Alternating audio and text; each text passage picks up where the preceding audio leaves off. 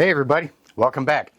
So a lot of you guys may be familiar with the fact that, new keepers will contact us when they get a new snake in and things, and we'll kind of talk them through some of the things to look out for, some of the best practices to help them get comfortable and whatnot.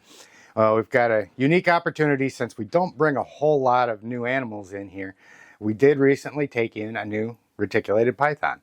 And this is a really good opportunity to kind of demonstrate how I go about working with him, being a new animal, helping get him settled in. He's a little bit spicier than the ones that I've got here, so maybe we'll get an opportunity to do a little bit more advanced handling stuff with him too. But this is going to be my first handling session with him, and we've also got to clean out the enclosure on our other male, who's a little bit more energetic than both of them too. So should be a fun day. Going to be looking at a new snake, introducing him, and seeing how we can go about making it a little bit easier to transition a new animal in today on Intrepid Exotics. Whether you're a lifelong keeper or just getting started, help us encourage responsible keeping, conservation, and public education in the interest of keeping our reptiles safe and healthy as we protect them for future generations. You're invited to spend time with us as we experience these awesome animals together on Intrepid Exotics. Now you guys may be familiar with Jay. He is on point today. But he needs to get his house cleaned. So before we get started with introducing our new guy here, we're going to go ahead and get him opened up. And I don't want your face right next to that. There we go. Now Jay here, he's energetic, but he also is pretty well behaved for the most part.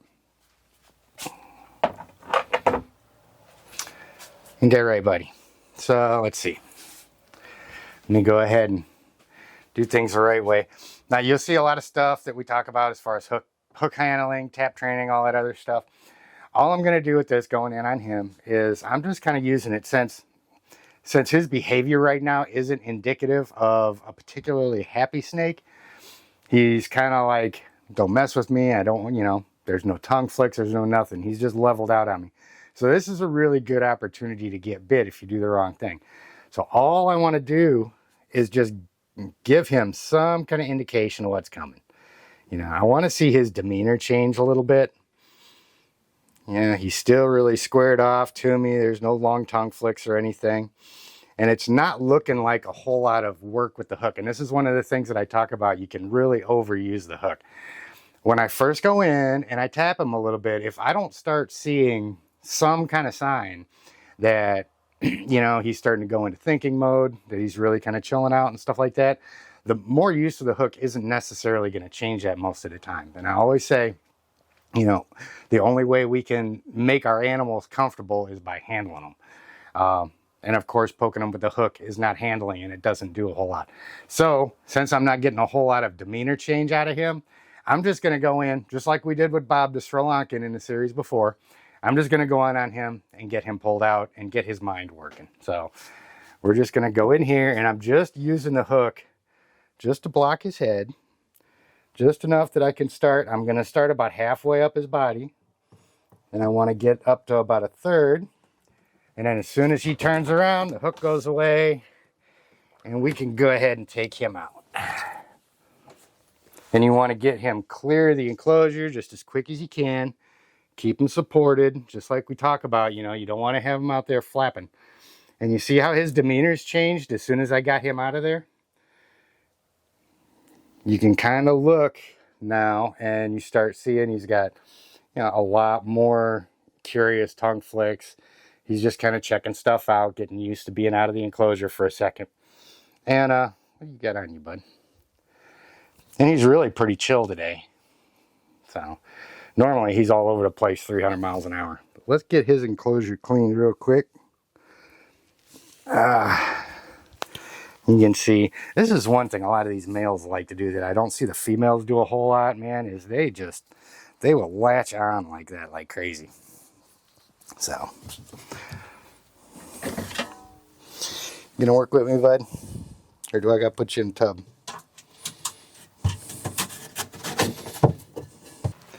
It's always a lot easier, I find, The only bad thing about having them up here is they get caught in the microphone and then you guys can't hear me. But I always find it better for me if I can just let them hang out with me while I'm cleaning their house. Let them hang on for a little while.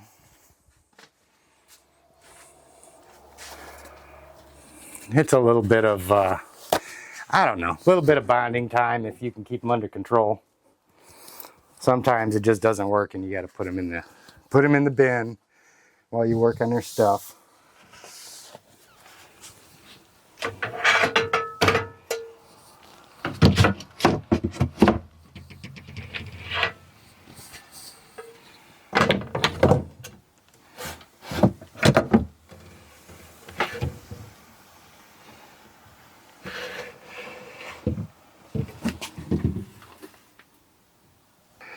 Now, a couple things you guys will notice. I typically keep a big enough water receptacle in with the snakes that they can actually sit and bask in and stuff like that.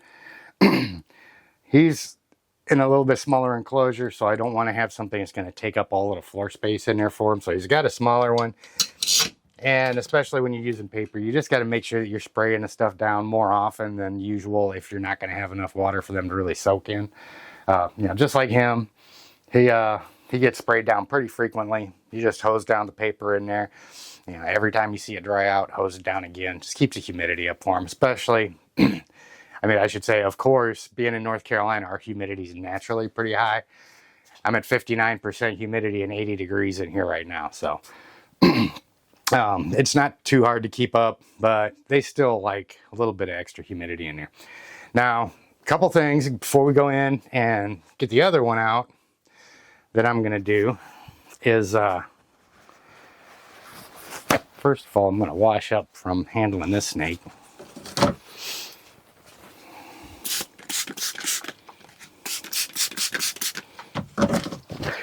Now, the stuff in the spray bottle here is just regular generic brown Listerine. I really like using this stuff. It's awesome for, you know, disinfected enclosures. It's safe for the snakes. You know, anything that we can put in our mouths and swish around every morning is going to be safe for them. And it, you know, it's really good if you're working with a monitor lizards or something. You get scraped up really good. I mean, this stuff, hose yourself down with it, wipe it off, keep you from getting infected. So yeah, this stuff's like the wonder liquid for a reptile room. You can get other stuff. There's other stuff that's out there. You know, nothing's right or wrong. It's just personal preference. I like this stuff, so that's what I use. Okay, so now it's time to introduce everybody to our new Retic. He comes to us courtesy of Brassman Reptiles. Jeremy Turgeon contacted me and said, you know what, man, I've got a Retic out here who's a little bit on point. I think he might be really good for you. So we went over yesterday, picked him up, and he's actually had just gotten out of shed, and he had just shed yesterday. So he's going to be eaten later today. Everybody else has been fed, except for Monty, our big girl down here, and him. And Monty, of course, she's running around. Let me let her out for a second. Just because she doesn't always get as much screen time as I would like. And something to keep in mind, the reason why I'm kind of getting her out first. Anytime you bring in a new snake, of course you want to quarantine them. Now, not everybody is going to be able to quarantine in a separate room and stuff like that. And of course, I've got the luxury here, you know, unlike if you just order one from somebody. You know, I went over to Jeremy's place. I know him. I know he's a really great keeper. You know, I seen how he keeps his animals. He does a great job. I'm not worried about, you know, anything coming over here being sick and so forth. But it's just common sense. You take really basic precautions when you bring a new animal in, regardless across the board, whoever you get it from. You know, so he is in here with our other animals, but, you know, I'm still going to do things like every time I come down and work with snakes down here, he's going to be the last one that I mess with, because I don't want to go in there, start messing with him, and then if by chance he was to have something, start spreading it to the other animals when I'm handling them. So anytime you get a newer snake, at least for the first month or so, try and make it a habit of having them, you know, be the last animal that you work with them, clean off your tools. And that's going to go a long ways in and of itself, just to making sure that if there's something there, it'll stay confined to that animal, and you're not going to be just passing it around everything else. So good rule of thumb. But like I said, I'm not too terribly worried about him. I know Jeremy. I know he's on point with his animals, and he's healthy, and he's also a little bit spicy, I think. So yeah, let's let Monty come out here for a second. Of course, she's ready to eat. She just shed and destroyed her enclosure not long ago. Come here, girl. Over here. She does this every time I open that door. She wants to go out and just hit that side of the room. And again, excuse me, it's 80 degrees down here, and like I said, 60% humidity. So, and you can see with her, I haven't hooked her. I haven't done anything. You know, she sees me down here, and you know, she knows what's going on. I've had this girl since she was a baby. She knows what to expect. I don't have to worry about her getting frightened of me or anything like that. And I don't know, you guys probably can't see it in the camera, but she's just there with her head hanging out. And once they come out and they're just really casually checking stuff out, you come in and you grab them just about a foot or two behind the head and just lift them up.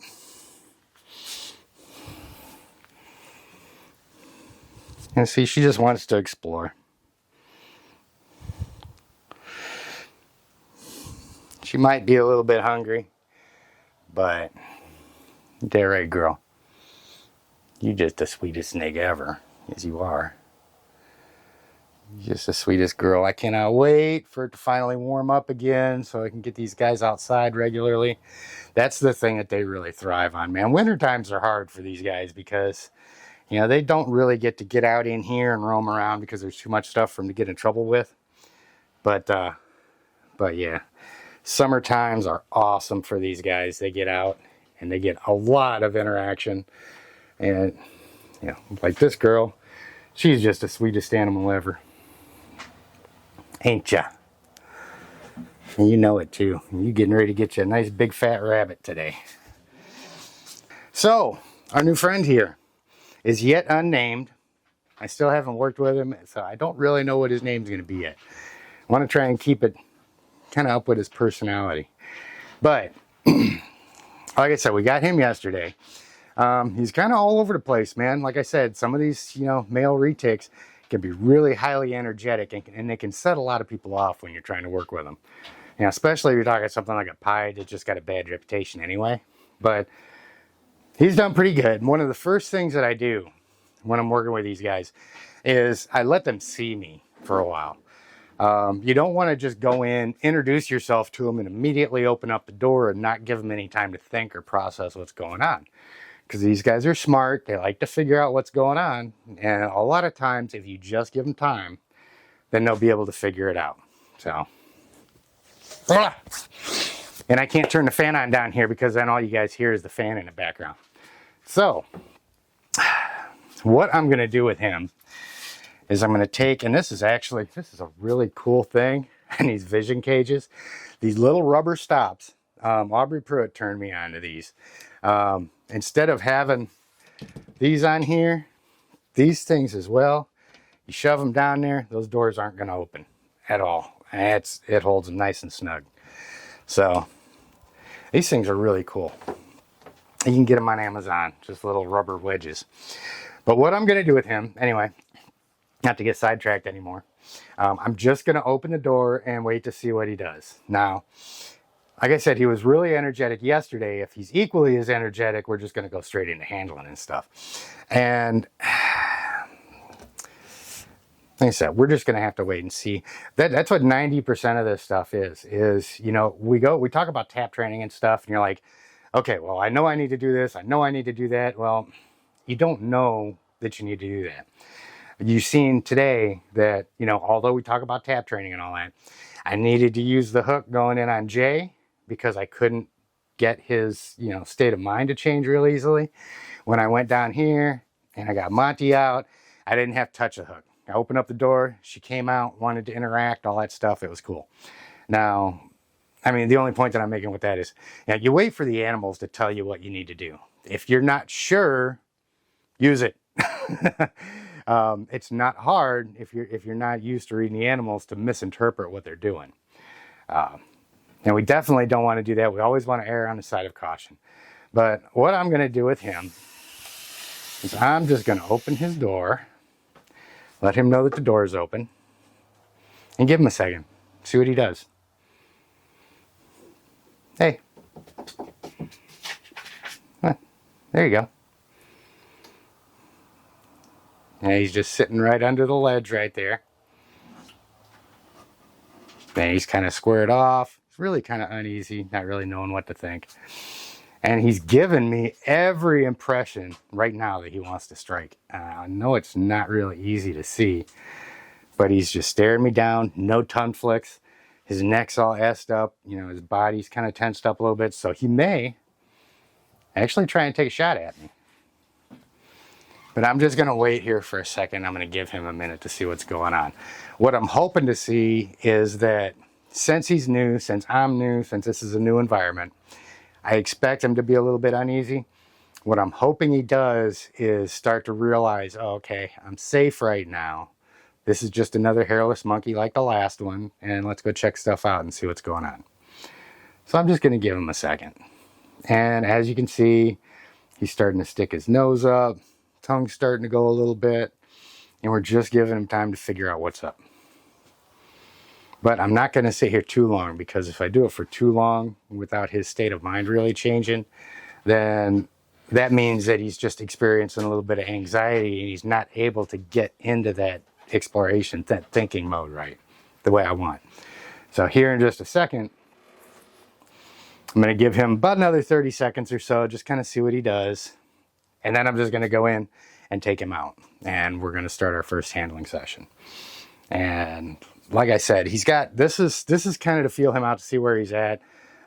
You know, we talk about when we first get a new snake in, you know, put him in the enclosure, leave him alone for a week. Don't try and feed him, all that other stuff. Let him get comfortable. Well, some snakes, the second you bring them home, the second you put them in there, they're absolutely fine. You can handle them. You can work with them.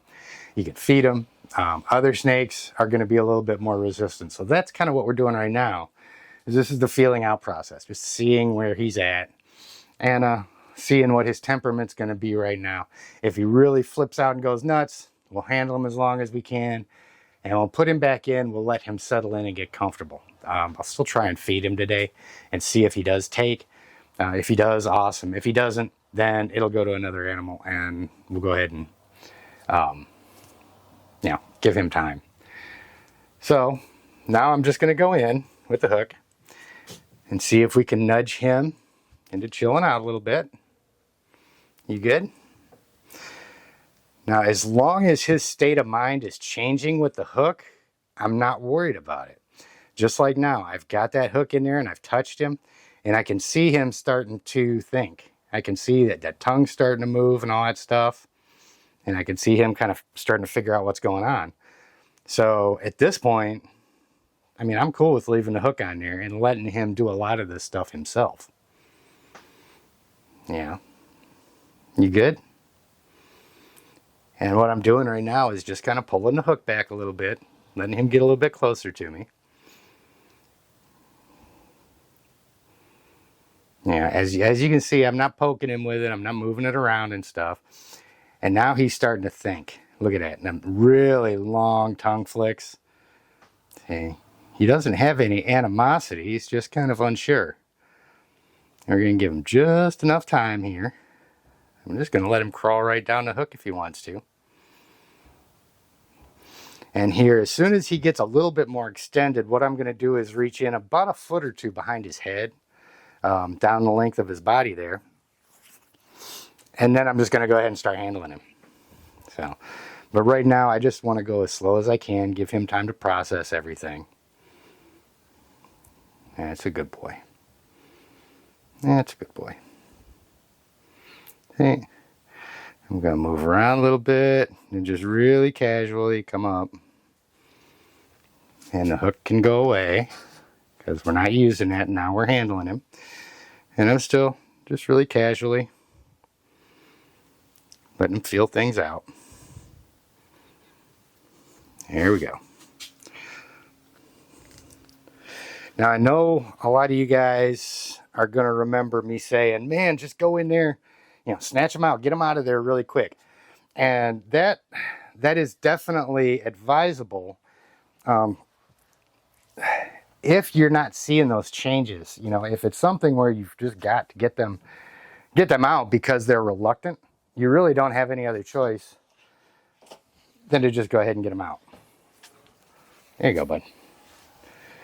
But if the animal is working with you and you can see that their frame of mind is starting to change and that they're, starting to go into thinking mode and they want to see what's going on, then there's nothing wrong with giving them a little bit of that time. And you can see, I'm not worried about him biting me right now, just like with the rest of my animals. As long as they're secure, as long as they're not being, as long as they don't feel threatened and their body's supported and all that stuff, I mean, these guys are fine, as a general rule. Now, I see a lot of guys with, again, I don't know how much of that got muffled by the snake, but, yeah, you see a lot of guys, especially when you get the newer ones. And like I said, they're initially not showing you any really cool signs that, they're just your best friend immediately. It makes a lot of people kind of gun shy and nervous about them. And, that's understandable. But on the same token, we've got to give them enough time to get their wits about them and stuff like that and get comfortable. Because a comfortable snake is an easy snake to handle.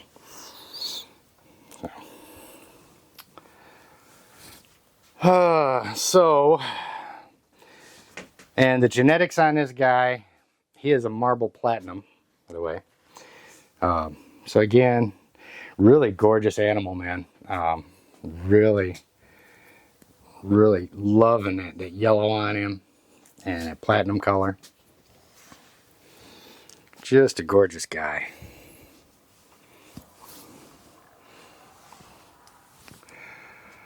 But yeah, so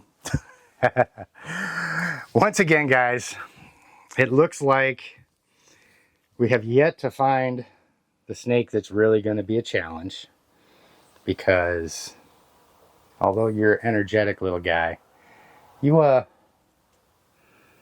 do pretty good. He's actually being pretty mellow today. And this is one of the times when that Retic intelligence really shows through, because a lot of times an animal gets in a new environment, man, they're really flighty and scared and stuff like that. Damn it. There we go with the microphone again. But when you get some animals in a new environment, they get all flighty and stuff like that. And he is really at the point where he wants to check stuff out, see what's going on. He wants to go home. Which is cool. We had some good interaction with him. And we'll come down here in a little bit, get him some food. There you go. Doing good? You want to come back out? And especially with a newer snake, when they get their tail going like that, you want to make sure that you're not, trying to drive them in with their tail or anything like that, because that will make them defensive sometimes. If I was to grab that snake's tail, at high likelihood he could probably bite me. Okay. But I do just want to, if you're going to go up, you're a lot safer actually going up and trying to touch him closer to the head in this situation than you would be grabbing his tail. Sorry. See what I mean? I accidentally nudged it, and his head instantly turned around, jerked that tail around, like, okay, what are you doing? Do I got to fight? So, but he did really good. And we'll get him some food here in a little bit. He's a good boy.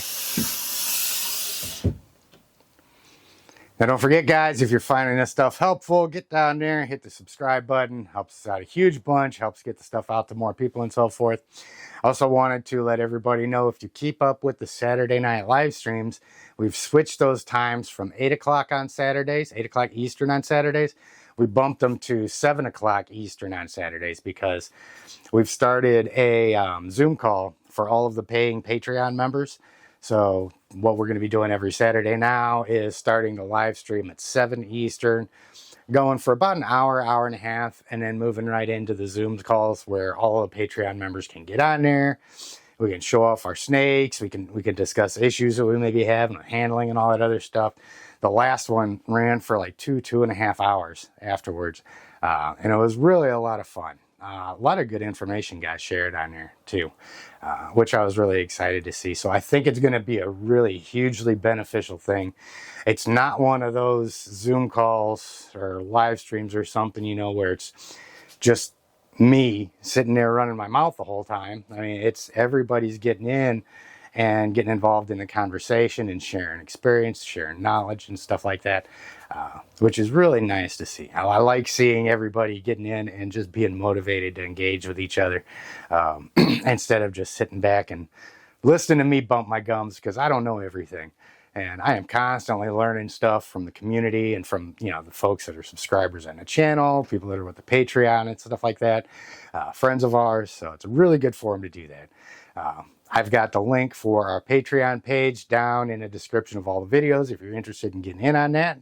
And we're, like I said, we're going to be on there every Saturday doing our YouTube live at 7, and then about 8:30 going into our Zoom calls for the paying Patreon folks. And really quick too, guys, if you're not a member of USARK, by all means, I've got the link for that down in the description of all my videos too. Yeah, they've had 5 victories for us so far this year. 5 different animal bans or kind of bad regulations, restrictions that would have been put into place that they found, informed us of, and we collectively have gotten those taken off the table. So they are doing great stuff for us. Definitely jump on. 20, 40 bucks a year, something like that, is a membership for them, all the way up to 1,000, and you're welcome to contribute as much as you want to them. Everything that they do requires money, requires financing from the community, but it also requires numbers. So even if you can't do a whole lot of money, jump on, get your membership in there, add to the numbers. It makes a huge difference. So we're going to continue working with this guy here through the week, probably putting out a couple more videos on him and stuff, and talk a little bit more about him and some other stuff with the questions that we've gotten regarding handling. So you guys have an outstanding day. We're going to go get this out, and we'll see you next time on Intrepid Exotics.